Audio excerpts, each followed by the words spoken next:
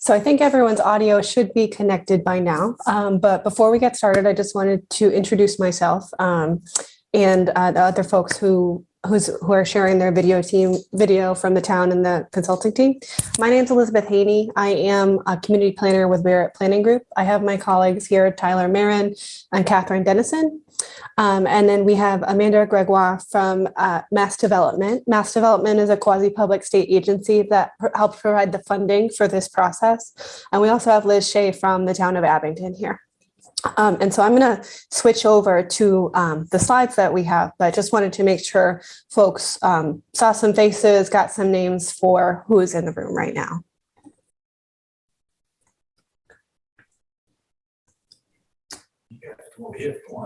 Yeah.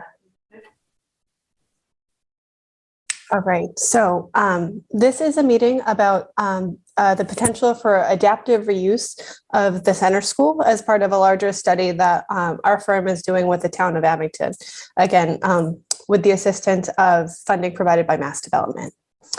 And so the folks from the town who have been involved with this include the town staff, Scott Lambiase, who's the town manager, as well as Liz Shea, who we have here on this call. As I mentioned, we have Amanda Gregoire from Mass Development, and then there are representatives from the Affordable Housing Trust who are participating in this process. And so, Liz, if you wouldn't mind, if you could just do a little bit of an intro from the town's perspective, that'd be really helpful.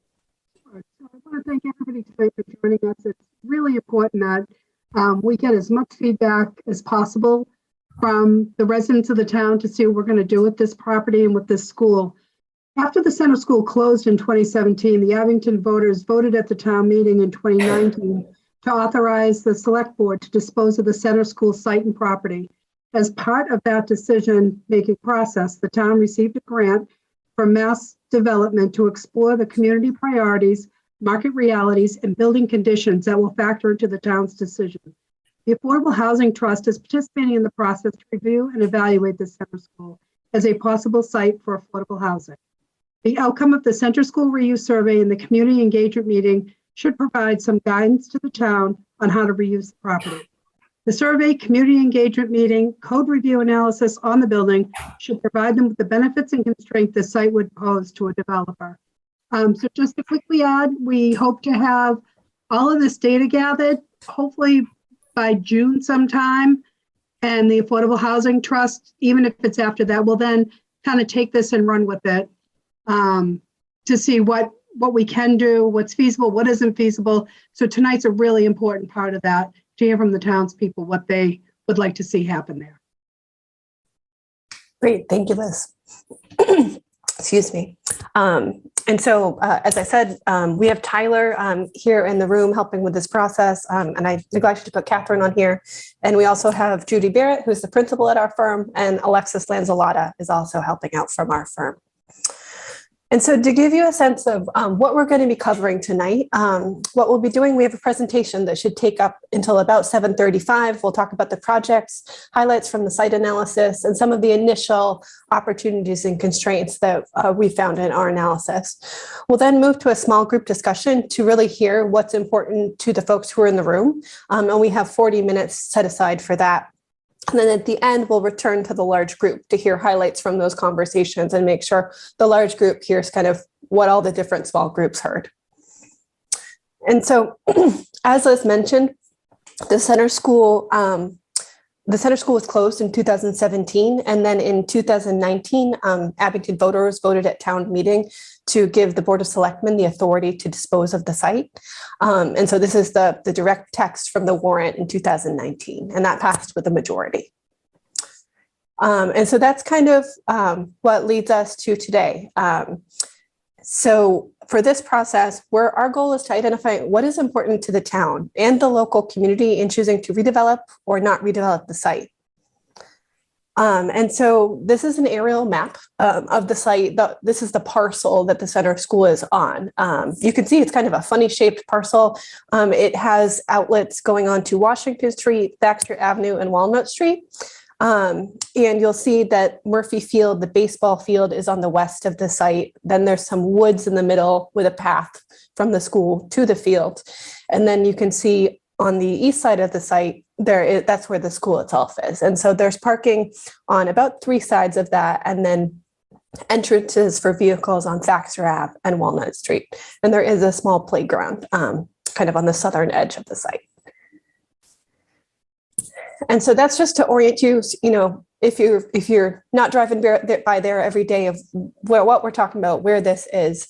And so as we look at this site, what's on our docket for what our team will be doing is our task and our schedule was we visited the site back in the late winter and really walked around, got to get inside the school, kind of walk the area and the neighborhood, and then begin to pull some of the data that we're using.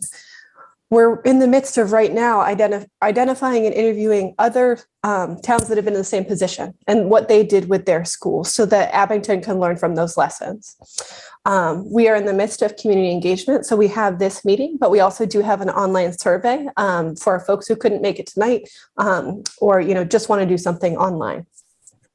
We're gathering demographics and market analytics that'll help factor into what's the need in this site and what do housing prices look like and what do rents look like and what's happening kind of from a data perspective in Abington. And then we'll be developing a draft report in June and presenting to the select board with our final report on this project by the end of June. And so now I'll move into what we found in our site analysis. And so you'll see this map again. But the school was built in 1939 as part of the WPA. And you'll see I have a blueprint coming up in a slide ahead, and I'll talk a little bit more about kind of the vintage of the school. And as I said, there's 2 places where cars can pull in on this site right now, Thaxter Avenue and Walnut Street. And those have connections to the adjoining streets have connections to Route 18 and Summer Street. The site overall is about 13 acres, and the site does have access to town water and sewer. And so here's some photos. If you haven't been by there recently, or if you went to school there decades ago, this is what it looks like at the end of winter. And these are the blueprints. And so, as I mentioned, this school was built right after the Great Depression as part of the WPA program. And it has the same exact footprint and blueprints as the North School. So they're actually sister schools. And so these are the blueprints from 1939. It's an 11-room school with the gymnasium attached. And so this is kind of what the floor plan looks like. You've got a central hallway with 3 classrooms. 3 classrooms on each side of that hallway with bathrooms on the edges, and then the school is 2 stories. And so this is what it looks like inside right now. So you can see that this is the gymnasium / cafeteria. And so you can see it's pretty dusty. There are some footprints all over the place, a few things scattered around there. But some of the classrooms are in really beautiful condition and have some beautiful wood floors and beautiful detailing. And so but the site is also has abundant natural features. So you can see that one of the unique things about this site is that there is really shallow bedrock. And so that comes up and is visible right adjacent to the site. So this picture, the school is to the right. And so we are just east of the school in this picture that shows the lawn and the rocks. And then the picture to the right is actually, if you walked down the path from the school to Murphy Field, that's just peeking out to where Murphy Field is. And so this site is also part of a larger neighborhood. So in this picture, you can see the large stand of trees that is, so we're looking from the north in this picture, looking south over the school. And so you can see the school is nestled in a residential neighborhood. There are, the school is surrounded on all sides. This parcel is surrounded on all sides by residential homes. There's a couple commercial properties over on Washington Street, but the vast majority of the edges of this site are to folks who have single family homes. So it's kind of it's surrounded on the edges. And that's something really important to keep in mind as you think about what might happen, what is appropriate for doing with this site. And you can see that there is that kind of thick wooded area in the midst of the site between the school and the fields.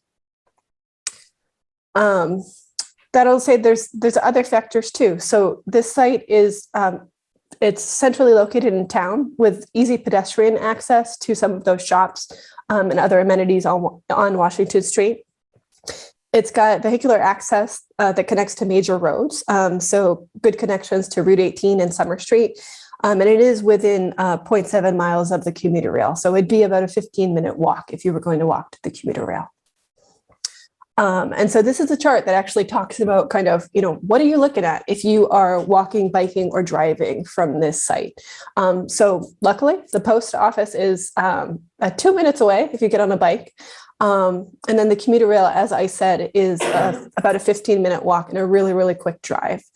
If you're looking at if this did turn into housing and you needed to get groceries, it would be about a half an hour walk, a pretty quick bike, and a 5-minute drive if you needed to get to go get grocery shop. Excuse me. If you needed to go get groceries or you wanted to go to Target. If you needed to go to town hall or to the school, that's a 30-minute walk, and you probably wouldn't bike. And then if you did want to connect to Boston, it's about a half an hour commute, best case scenario. And then if you wanted to take the train, it's about 51 minutes. So 15-minute walk to the commuter rail station, and then takes 36 minutes once you're on the train to get to South Station. And then we also know that, Abington has a close relationship to Brockton. A lot of people work there or commute to there. And so can't walk to Brockton from this site, but you could bike if you were feeling adventurous. And also it is about an 11-minute drive. And so that's just some context for, the characteristics of this site that we want to keep in mind as we move forward with this study.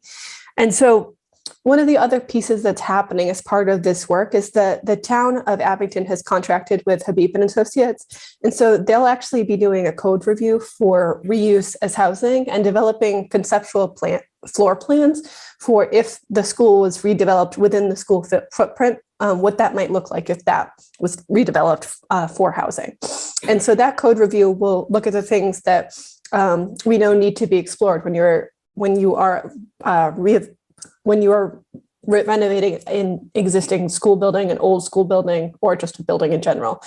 So looking at things like asbestos, looking at things like, does this meet the current building code? What's needed to change? All of those things. And so that will be coming by the beginning of May to fold into our report to really get a handle on what type of work is needed. What's the scale needed to be able to reuse this school in a way that is legal, that will be approved by the building inspector. And so there are also challenges with opportunities for this site and looking at the lot and the neighborhood location. There are things that the community values a lot that are on this site. And so those include the ball field over at Murphy Field. There's also a playground, and the school itself is historic. If you talk to folks in Abington, a lot of folks have had family members or their kids go through this school. There are a lot of memories and sentiment tied up with this school itself.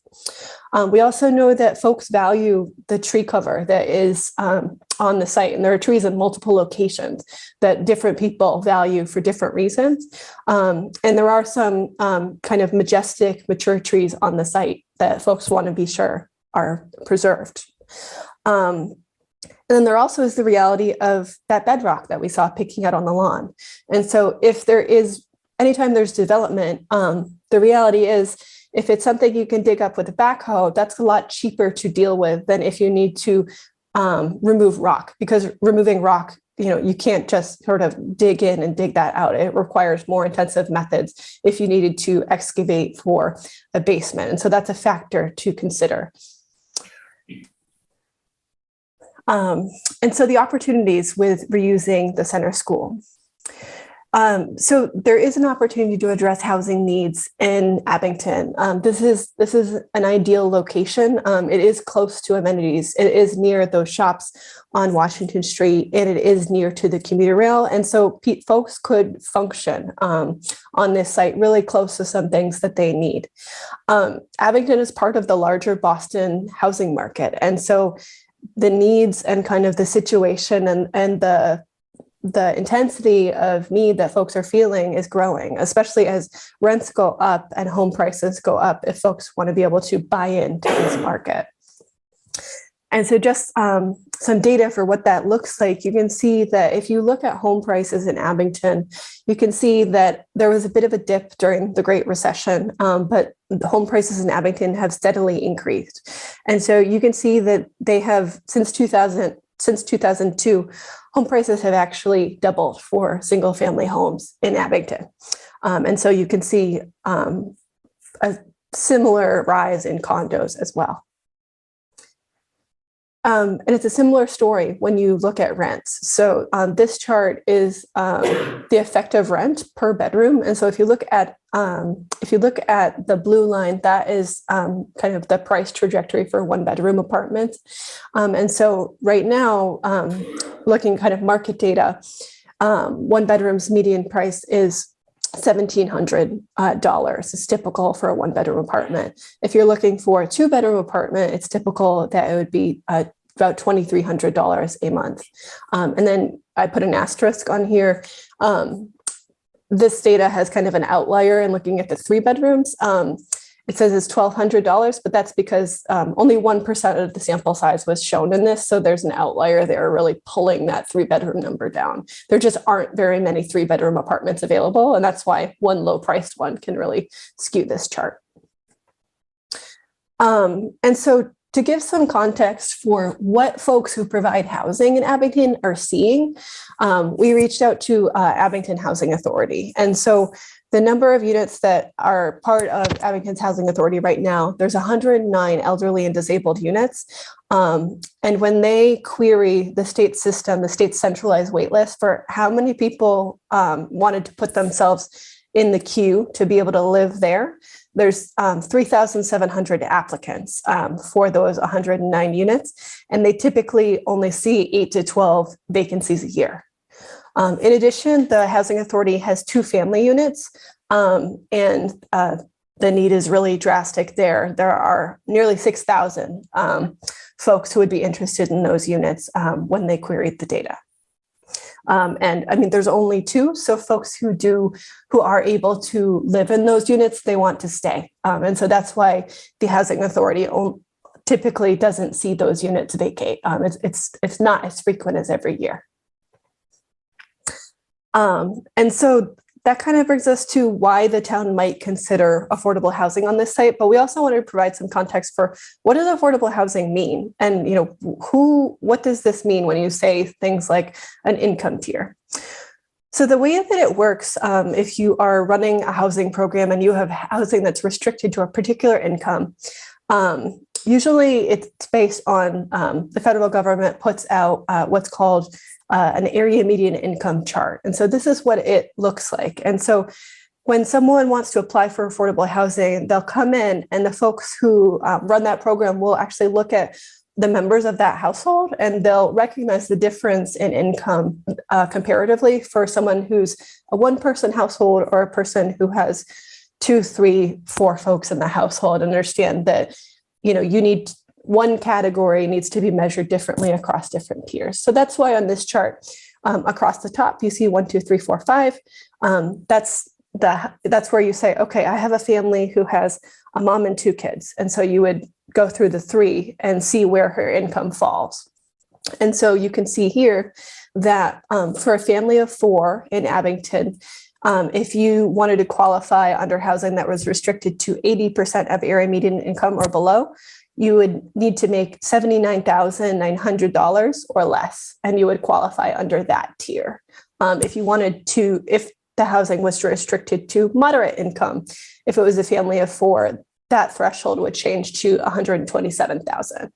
And then you can see, for folks who have very low incomes, if it's restricted to extremely low incomes, which is 30% of AMI, that's a lot lower. For a family of four, that's $29,950. And those are just numbers. So we also wanted to look at like what incomes of folks make the incomes we just saw on that chart. So we went and pulled data from the federal wage data for Abington. So, wages that were seen in the second quarter of 2021 was the most recent when we developed this chart. And so what you'll see is that these are the types of jobs and family structures that you might see for folks who qualify for housing. So at the extremely low income tier, that might be a personal care attendant working in a nursing home with one child. A very low income household might be a car repair person who has two kids making $44K a year. If you look at low income, that 80% threshold, it might be someone who works at a daycare who's married to an insurance agent who just had a baby. And then if you look at median income, a scientist making about 60K and a dental hygienist, they together would qualify. And at median income, you might see a single teacher who might qualify. So those are the kinds of folks that fit into that kind of wonky chart that I just showed, just to kind of ground who might live in different housing at different tiers. And so that's just some context for you to have in the back of your mind. We'll now look at what other communities have done with their schools. So probably the closest to Abington is the McElwain School in Bridgewater. This was a historic school converted. The school itself was converted into 16 apartments. And then they added a new building at the back of the site. So you can it's sort of in the back of this image. There's a grayish building towards the back. That meant that they got 57 units total, and there's a mix of market rate folks, so no restrictions, and then also units at 60% of area median income, 50 and 30%. Auburn also had a kind of sister school situation. And so they had two schools called the Bancroft School and the Stone School. And they put these both out to RFP at the same time and selected one developer to develop both schools. And so they did one school first, and they're in the midst of construction on the other right now. And so both schools ended up being converted into 55 units of affordable senior housing. And for both of those, what they did in terms of construction was rehab the school and put an addition on the school. And the income mix that ended up in these schools ended up being market rate and 60% of AMI. And these schools also had ball fields adjacent to them, and the town, as part of the disposition process, retained ownership of the fields because that's something that was important to the community. And also, when the town did put these properties out to RFP, they had heard that there was a need for affordable senior housing from the community, and that was included as a preference in the RFP that the town put out. A different school a little bit farther away, Templeton is out in Central Mass. It's kind of near Gardner, if you know where that is. And so in this school, there is a mix of 54 market rate and affordable units. And in this situation, they put an addition on the historic school. Over on the North Shore, in Swampscott, the Machon school was redeveloped. And so this school was a little bit smaller than some of the examples I showed earlier. This school was redeveloped into 38 units of affordable senior housing at 60% and 30% AMI. And it involved an addition to the historic school, and then they added a floor to the school itself. And so those are just some examples for sort of what, at a high level, of what other communities have done with their schools. We're in the midst of interviewing folks from these towns and the development teams who worked on these schools to make sure that Abington can learn from their lessons in putting properties out to RFP. Some of the towns had to do that multiple times.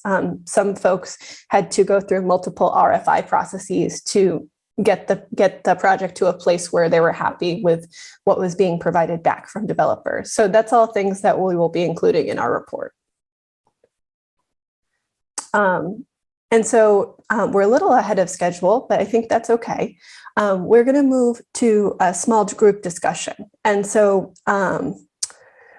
we wanted to put out some standards for conversation. If you could keep your microphone muted, unless you've heard your name to speak, that'd be really helpful, just so we don't get a lot of sound reverberation with 10 folks all trying to talk at the same time. And we will have a series of questions. And so, just be mindful of muting yourself.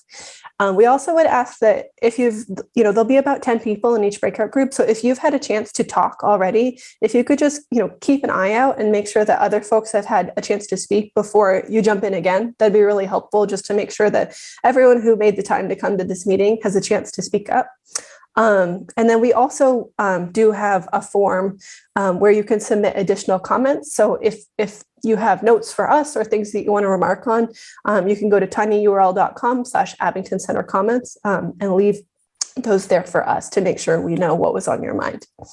And so those are our standards for conversation, but we'll also be having these are the questions that we'll discuss. So the first question is, what would you like to see on the site, and why do you think that this site should be used for the thing you think that it should be used for? The second question is, what should the top considerations should the town have in planning for the site? Is it building height? Is it providing, the largest number of affordable housing units? Is it making sure that you evaluate the impact on the town's finances? Or is it something that, an example we didn't mention, we really want to know what all your ideas are for that. We also want to know what knowledge you bring about the housing situation of Abington. If you have any experience or family members or friends who've tried to find housing in Abington, and what happened and what went wrong or what went right. We want to know about that. We also want to know what would be a deal breaker. What would you see happening with this school? And you would just throw up your hand and say, this is a deal breaker for me, and just be really upset with how this turned out. We want to know what that would be. And so at the end of the discussion, after going through those 4 questions, your facilitator will report back to the larger group one thing that your small group had consensus on, and one thing that your small group had a lack of consensus on, and we'll share those with the larger group.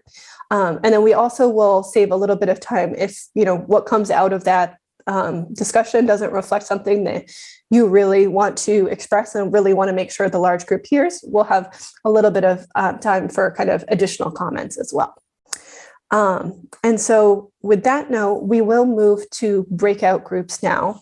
And so it can be a little bit, it feels like you're on a spaceship or something when we move to breakout groups in Zoom.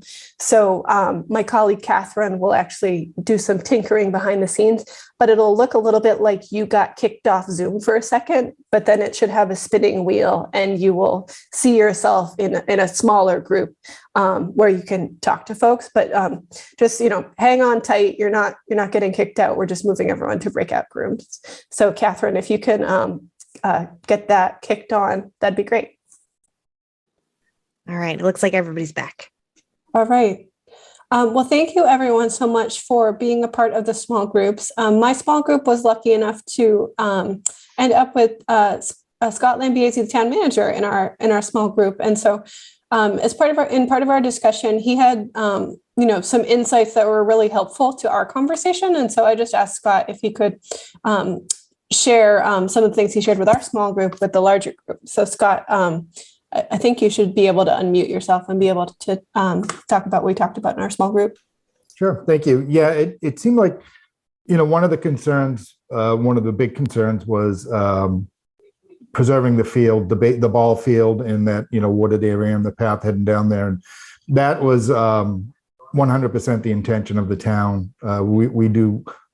We fully intend to split that off if this goes any further.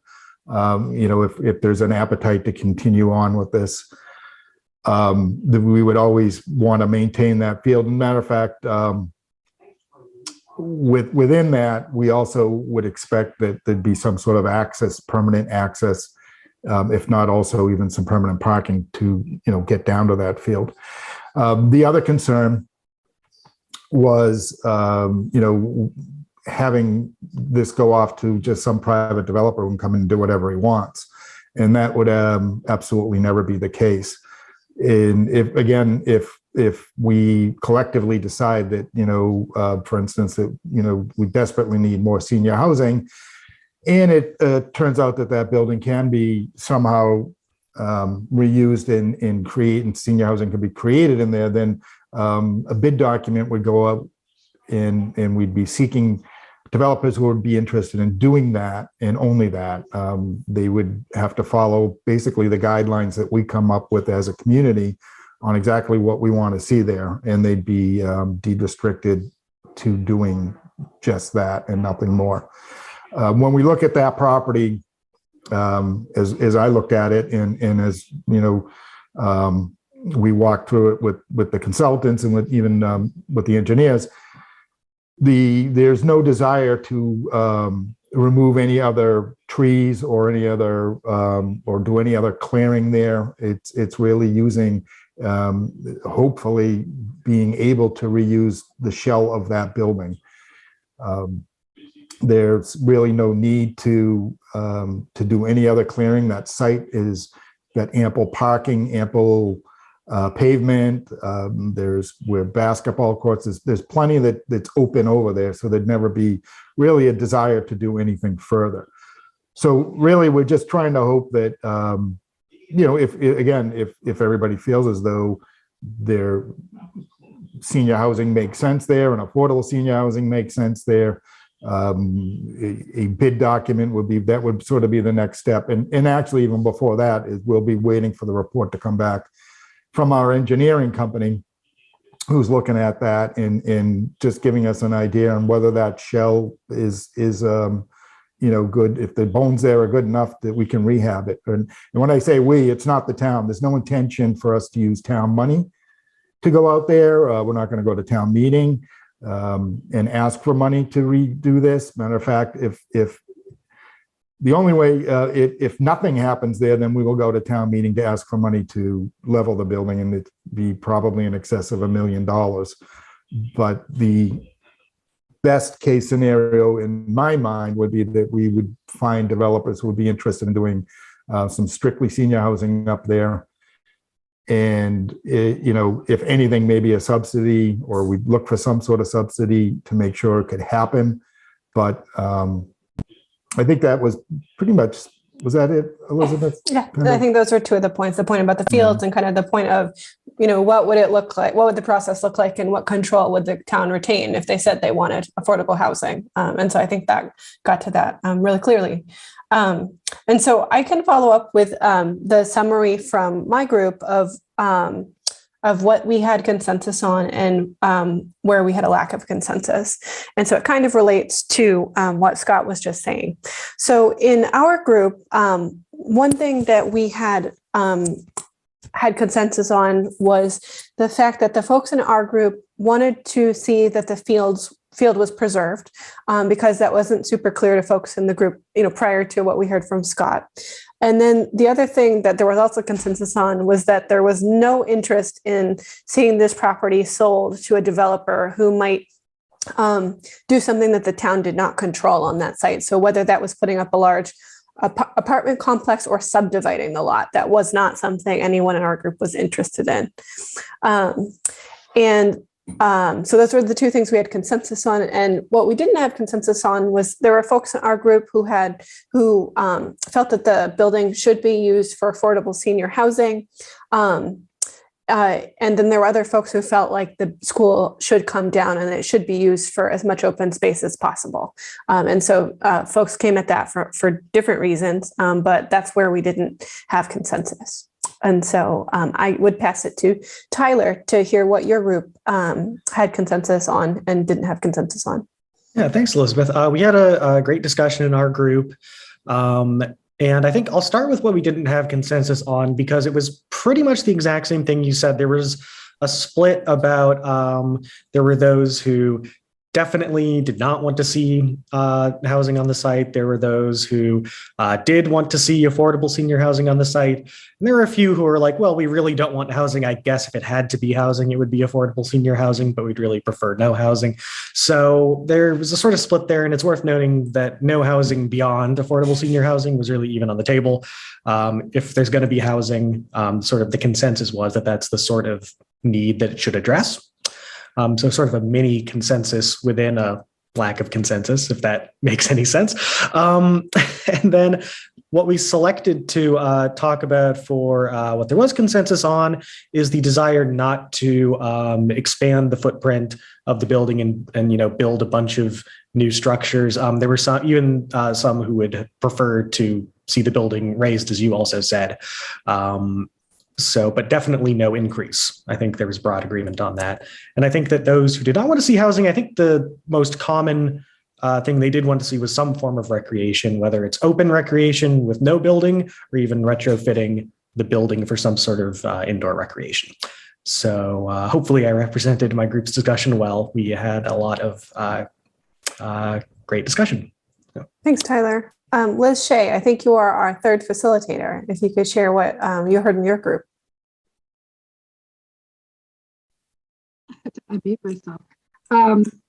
So the consensus we came away with, the strongest feeling everybody had was to preserve access. And by access, it was from both sides, from the Baxter Ave side and the Walnut Street side to the site, and to preserve the access to the ball field, which I think, and the surrounding wooded area, and not to expand the footprint.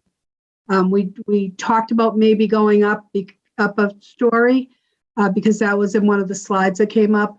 There wasn't a great fondness for that. They said it would be okay, but there was not really.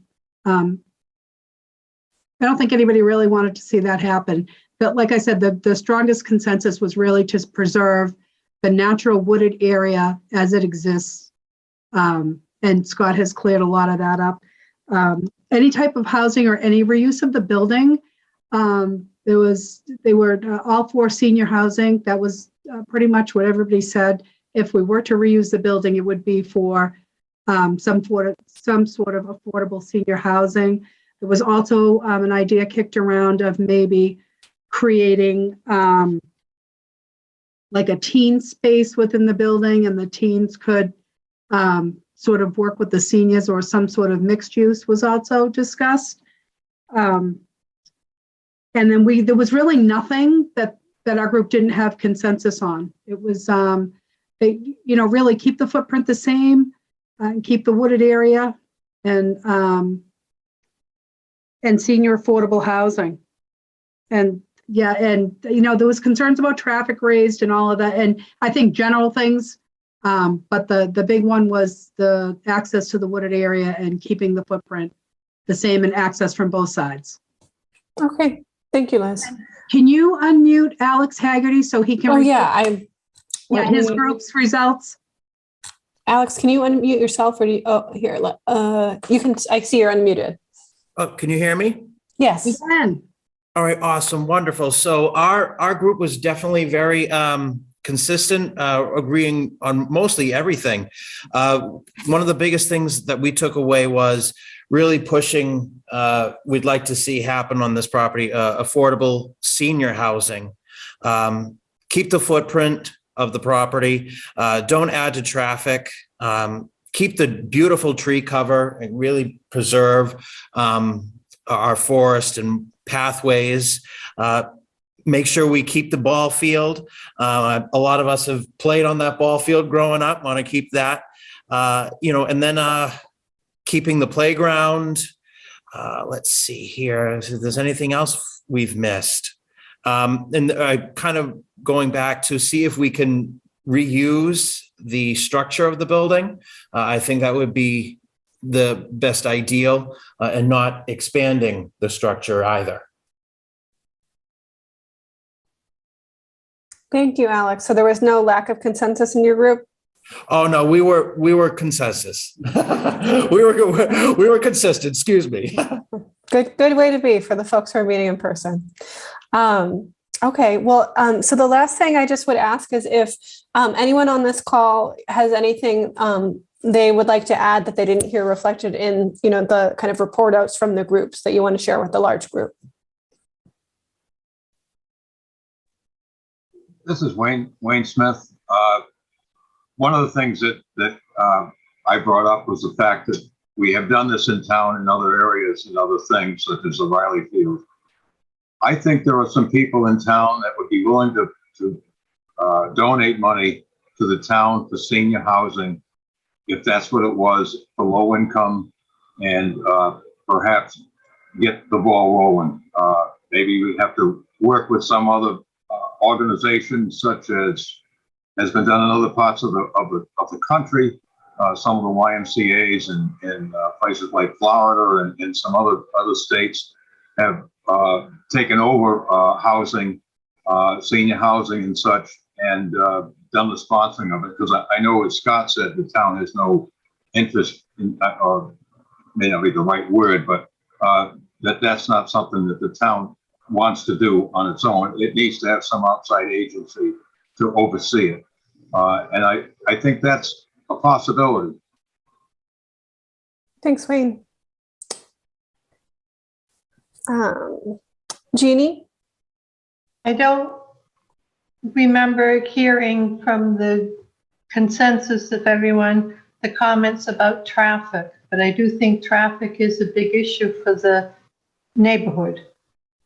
And I think it should be noted in your reports that the trucks that use Summer Street and then use all the little small streets around the school building in order to get to and from Summer Street is a big issue, as is the lack of sidewalk on Summer Street between Progress and Walnut. Thanks, Jeannie. That's really helpful.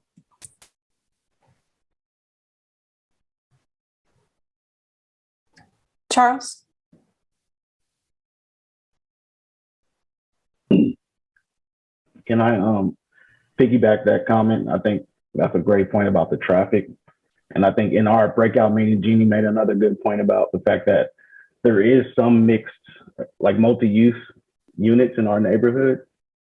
And I think that's a good precedent for the level of density that our neighborhood can handle. So that should be like the max for what we should be allowing in this kind of area, like the current couple of like quad duplexes or whatever we have in that area. And I think that, and then on top of that, controlling the traffic on Summer Street and Walnut Street. I think those two in conjunction could work together to kind of help both sides of this argument. Thanks, Charles.